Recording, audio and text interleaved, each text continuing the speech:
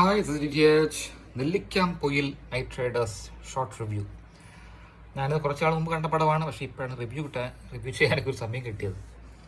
കുറച്ച് ബിസി ആയിട്ടുള്ള രണ്ടാഴ്ചകളായിരുന്നു കഴിഞ്ഞ രണ്ടാഴ്ചകൾ. അപ്പോൾ നെല്ലിക്കാംപൊയിൽ നൈറ്റ് റൈഡേഴ്സ്, അത് മാത്യു തോമസ് അഭിനയിക്കുന്ന, ശരത്സഭ അഭിനയിക്കുന്ന. ശരത്സഭ കൊള്ളായിരുന്നു കേട്ടോ. പക്ഷേ ഈ പടം ഒരു ഹൊറർ കോമഡി ജോണറിൽ വരുന്ന പടമാണെങ്കിലും ഹൊററും അത്രയ്ക്ക് വർക്കായില്ല, കോമഡിയും അത്രയ്ക്ക് വർക്കായില്ല, ത്രില്ലിങ് ആസ്പെക്ട്സ് ഒന്നും വർക്കായില്ല. പക്ഷേ എൻ്റെ മെയിൻ പ്രശ്നം എന്ന് വെച്ചാൽ ഇതൊന്നുമല്ല.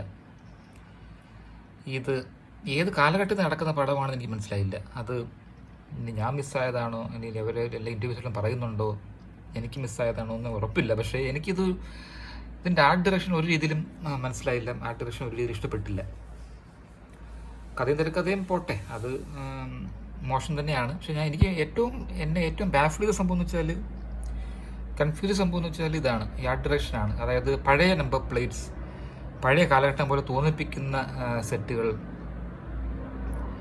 അതായത് വള്ളിന്ന് കറക്കിട്ട് കിടക്കുന്ന ഒരു ചൈൽഡ്ഹുഡ്. അതൊക്കെ ഏത് ചൈൽഡ്ഹുഡ് എനിക്ക് മനസ്സിലായില്ല. മാത്യു തോമസിൻ്റെ വയസ്സ് ഏകദേശം 20-22 വയസ്സാണെങ്കിൽ, അല്ലെങ്കിൽ 19-20 വയസ്സാണെങ്കിൽ, ക്യാരക്ടറിൻ്റെ വയസ്സ് അങ്ങനെയാണെങ്കിൽ 20 വർഷം മുമ്പ് 2005 എന്തായാലും അങ്ങനെയല്ല കാണിക്കുന്നത്.